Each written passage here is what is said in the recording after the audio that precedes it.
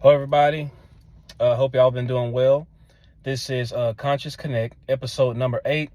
This one is called Mood Regulation, something that is near and dear to my heart, something that I spend a lot of time thinking about and trying to perfect within my own life and assisting others when necessary. So I just have 5 principles for you guys that have worked with me. So let's begin. First, I need to start off why I don't know. I'm kind of just a student of life.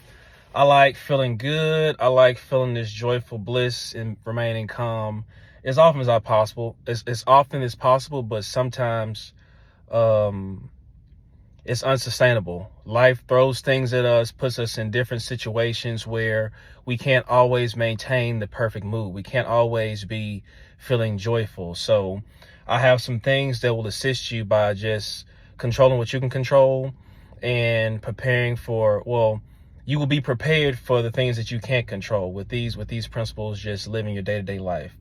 First, the first step to being able to regulate your own mood, remain happy for extended periods of time, is self-love. When you love yourself, long-term intentions are set. Loving yourself is a decision that like not many people think about. Self-love isn't just wanting to like remain alive and not, I don't know, have a crazy accident or some of that nature. Self-love is basically looking out for your best interests. It's something you really have to think about. How am I going to love myself? And like, honestly, good habits, but our habits, this isn't something that you can just change in a day. You know what habits harm you. You know what habits you want to get away from. So be graceful with yourself, and set your intentions to do what's best for you in the long term. You can't do it in the short term, but set long-term intentions, and it starts this new lifestyle. And the most beautiful things will come to you. The most beautiful things will happen to you, and you will. It's just an amazing feeling. So, self-love. Next, kindness is the ultimate peace treaty. So, be kind to people. That's it, man. Being kind, carrying yourself with kindness. I'm not saying you have to come out of your body and be this people pleaser, doing all these things for people, going out of your way. Just simple, being polite, and respectful. That's it. If that's the energy you put out, that is the energy you will receive with 98% of people, right? So, and when you're kind to others, you're kind to yourself. Be kind to yourself. That's that self-love. And being kind to others makes for very peaceful interactions. It is very disarming, and it's just a pleasant way of going about life. Treating others with respect. It'll work for you with majority of people on earth. I can tell you that much. It also keeps your mood elevated. You're not on a defensive. People aren't defensive of you. It's kind of just like this chill vibe. And if that's not the vibe, go elsewhere if you can. If not, just carry yourself with kindness and things will work out. The complete opposite of that, I don't even want to talk about. You know what I'm saying? It's the opposite of a peaceful mood, right? Number 3, the way you talk is the way you think. So what words are you putting out? What conversations are you having? Peaceful conversations. Like, honestly, I don't know. I'm a regular dude. I like to cut up. I like jokes. I like talking about sports and whatever else with my friends. But when I say things that can drag your mood down, is complaining, or complaining with no solution, or listening to others' complaints. Some people bond over complaints. You hate this, I hate it too. Now you spiral out of control, and it's like the only thing you talk about with this person, the thing you're complaining about. Don't let it be the person you're complaining about. It's even worse energy. And I'm trying to stay focused with this, but it's so important. Like, words, when you complain or speak negatively, for sport, for comfort, you become just stuck in the mud. It's hard to get out of. It's quicksand, you know. That's really all I have to say about that. And I wish I could expound more, but that's basically it. Like, try to keep things on the positive end if you can. And after a while, you'll become sensitive to negative talk.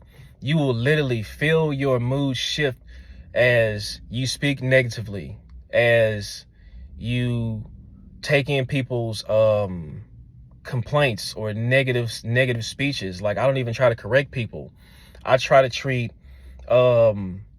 honestly, sometimes you're just stuck with people who are a little negative, people who like to complain. I treat them like children.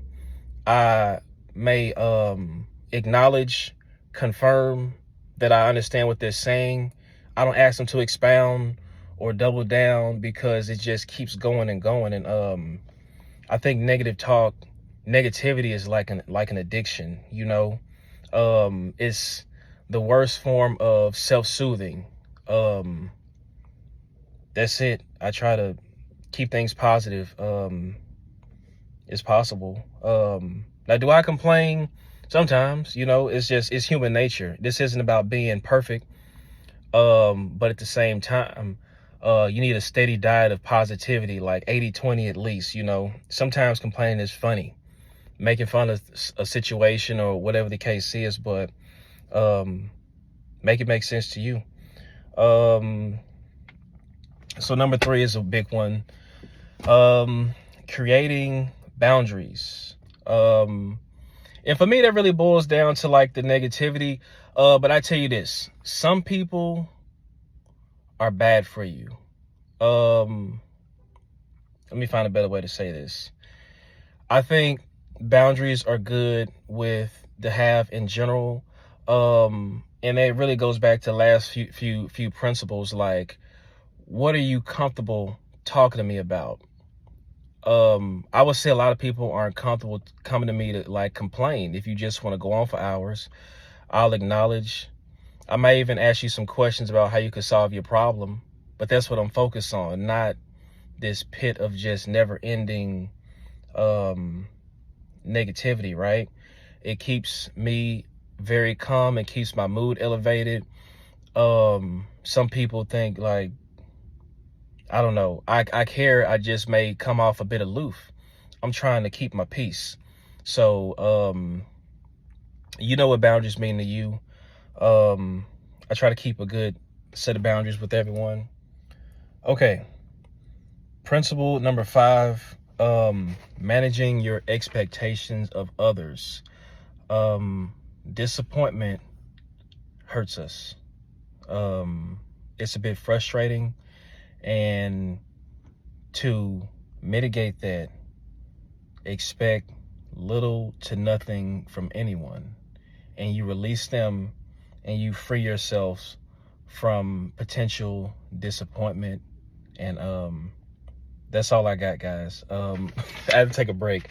So 5 ways I maintain an elevated mood. I regulate my own mood, and this is all about being proactive and living my life in a way that I'm not hurt. My emotions aren't harmed. Things are going to happen. Lessons are going to be learned. But in the meantime, controlling what you can control is so important. So loving yourself, treating people with kindness, speaking. How about this? I'm not even going to tell you to speak positively. I will say number 3 is the way you talk is the way you think. Don't let your thoughts hurt you. Create boundaries, and ultimately expect nothing from anybody. That's it. That's all I got. Love y'all. Hope y'all have an amazing day. Hope you're living great, beautiful lives. I'll talk to you in the next episode. Peace.